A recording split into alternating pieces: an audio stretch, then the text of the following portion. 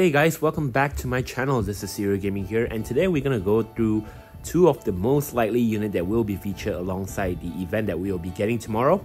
So first of all, before we continue to the video, if you like my content today, consider subscribing to my channel and of course like the video, it does help the channel.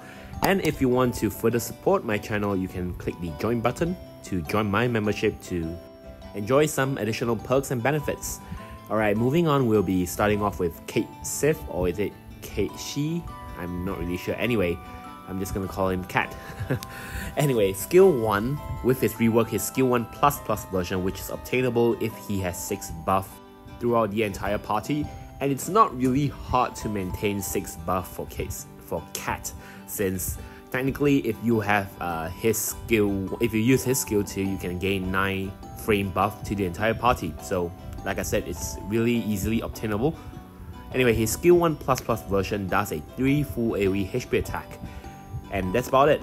His LD also get a rework with now a 4 full AoE HP attack and extend the LD buff to 12 turns, so more longevity to his LD, I guess. His EX with the Crystal Level 90 upgrade does a 4 split AoE HP attack now, and for those who never used Cat before, his potency of his EX relies on RNG, where the dice amount that he threw will actually determine how hard he will hit, but honestly it's not really that important. His additional ability with the Crystal Level 90 now extend up to 7 turns. It batteries the entire party, provide a 10% party stolen and gain overflow, as well as a 10% party brave gain up. So alright, Cat is personally a very buff lion unit, and yet honestly, even at the maximum aura capability, which means that you have to have at least 16 buff throughout the entire party, which means roughly a 5 to 6 buff per ally, and honestly even with that maximum amount of buff, you don't really gain access to a very powerful aura from him, besides his brave gain from his LD, which is really sweet to be honest, because the LD allow a brave gain per bravery attack. So that part is very unique and definitely helps in aiding your party to cap if their damage is being resisted, or even if they are unable to cap with their own bravery damage. So that aside, Cait Sith, like I said, he doesn't have a lot of auras aside from that one, although you might argue that you don't really need those auras, because with his unique LD capability, you will be capping with your unit most of the time, unless in a very situational base where the sages have limited brave gain up. But otherwise, like I mentioned, yes, Cait Sith does allow your party to cap their damage a lot better. So without those auras, it might not be a huge problem regardless. Although I do say that he have 1 frame buff, which is initial bravery up and bravery regen based on initial bravery, and that really sucks because it's a frame buff and the stats is just mediocre there, so it might take up some slot for your character if you want to have better buff.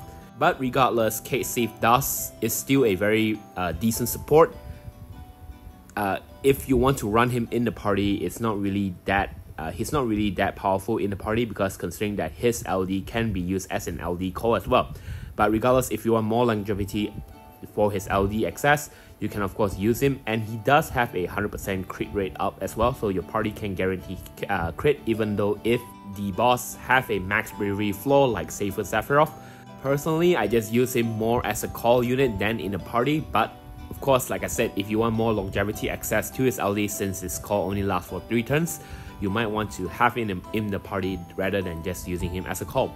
He will benefit really well with units that actually has a lot of HP dumps but don't have too much bravery damage in between, so that for example, Cloud's Omi Slash itself would actually benefit greatly from Cait Sith LD effect. Regardless, he's a very unique supportive unit, with his LD buff being unique. I think the only unit that actually has similar mechanism is Charlotta BT later down the line, which she also provide this aura to the entire party with her BT effect. But like I said, that's a BT character and this is a LD character, so it's not very fair to compare both of them. Anyway, moving on from Cait, we have Relm.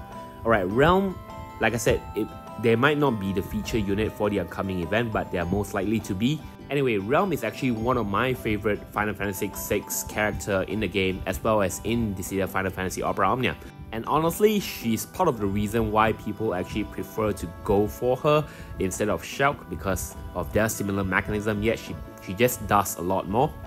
Anyway, starting off with her rework, Relm has a skill 1 that does 3 split AoE HP attack, and the elemental of her skill 1 is based on the summon that you use or you bring in that stage itself. It's actually a missed opportunity considering the fact that we are getting divine summon boards, and yet Relm doesn't have any improvement on her skill 1 additional effect besides more HP dumps. Initially, I was hoping for a more RNG reliance for her skill 1 based on the amount of based on the summon that you bring. For example, Ifrit can provide the party a HP damage up buff, and then Brothers can delay the entire enemy. Ramuv can have a 50% chance to proc paralysis and so on. But anyway, it's not too bad, it's just a very missed opportunity like I mentioned. Her skill 2 is a 3 single target HP attack with a 50% splash. Other than that, not much changes. Her EX is a 4 full AoE HP attack with the Crystal 1190 upgrade of course, and the additional ability inflicts sap on the target for 3 turns and extend the sketch debuff to 6 turns. It also provides her a 20% max bravery up, 10% stolen overflow up, and a 30% brave damage cap up. But the best part about Relm right now is her LD. Her LD does a 4 split AoE HP attack and provides her a new LD buff for 12 turns. While this LD buff is active, Relm will provide a 20% party brave damage up, 20% party gain and overflow and stolen overflow up, 20% party HP damage up, 20% party brave gain up, and convert her HP attack to tentacles. And it is a 3 split AoE HP attack, and using it actually extend the duration of active buff by 1 turn, which is similar to her HP+++. But anyway, the best part about this LD new HP attack is actually it increased the recast gauge when using this HP attack. So unlike before, this HP attack allows Relm to easily recharge her EX, which is her strongest attack. With this in mind, Relm actually still have a very strong longevity while providing very good damage when she warps in. And you can actually compare her with Shelke in this situation because they both have the mechanism where they warps in every time the enemy takes a turn. The only differences is that Shelke eventually also warps in on her own turn, and Shelke has some defense mechanism around, but Relm actually provides a lot. All those auras that I mentioned about, and that huge amount of HP dumps in her HP attack is actually really good. If you consider the fact that all those turns that she warps in is a free turn, you would actually realize how much she can provide, how much damage she can provide per turn if you put that into calculation. Anyway, the only problem about using Relm as before is that she's not very orb friendly since she warps in every turn, and if she's not the one that fulfilling the condition of the orb itself, she might have some trouble in getting up all those turns in. And another differences between Shelke and Relm is actually the warp mechanism based on. For example, Shelke is based on her overhead aura, and Relm is actually based on her debuff.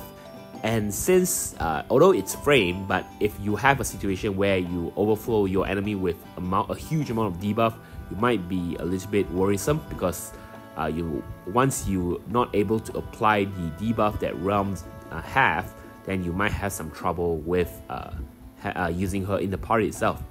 Anyway, that's not too big of an issue as well. Relm is just really good. I personally am really excited to pull for her, although I'm actually really curious about how she'll work in the upcoming boss rush because, like I said, Relm takes up a lot of turns herself, so she's not exactly boss rush friendly since boss rush 30 turns thing, or is it 50 turns right now? I'm not sure. Very hard plus was 30 turns. They might give us something else, but Relm is not exactly the most friendly unit to run in a boss rush event, so we'll see how the orb or the stage goes with her in the party. Anyway, like I said before, Relm is a very good unit that provides a lot in her utility, good auras, good debuff, good damage, and a very likable character. And like I said, the only missed opportunity for Relm herself is her skill 1. They could even actually make her skill 1 enchant the entire party for 3 turns based on the elemental that you brought. with your summon units, but I mean with your summon, what's that called, Guardian Force? Or is it something else? I'm not sure. Anyway, with that in mind, Relm is still a very good character. She's definitely worthwhile.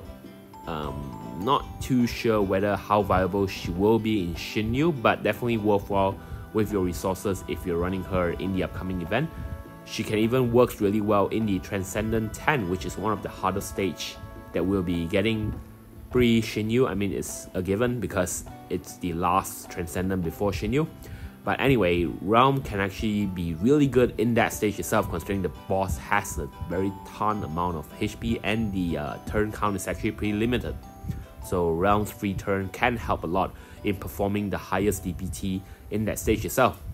As for Cait, like I said, he works better as a core for me, but of course that doesn't mean he sucks while being in the party. He does have massive heal on demand, and he does battery the entire party as well. His LD also has that gravity, so he might be helpful in some situation.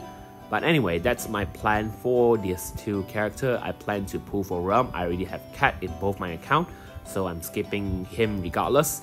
If I get Relm easily in my main account, great. If I don't get it, I'll just jam it, I guess, because like I said, Relm is easily one of my favorite character in Final Fantasy VI, so I definitely want to go for her. What about you guys? Are you guys gonna go hard on this banner, or are you guys already start saving for Shinyu's era? I personally, for the entire month, I'm only going for Relm and maybe Size, and then I'm probably gonna skip all of them unless they throw us a surprise on Vincent's banner, because right now we know for sure that Galuf, Vincent, and Sephiroth will be alongside the event, but we're not sure whether Porum will be featured alongside because they didn't mention it in the stream itself. I personally think that they will surprise us, and then we have that Age intertwined will as well. I mean, intersecting will, whatever you call it. But Age was featured alongside Garnet. So, and Garnet already got her Crystal Level 90 and BT. So we'll see how they surprise us with that one as well. Anyway, thank you guys again for watching. So I'll see you guys in the next event. Cheers.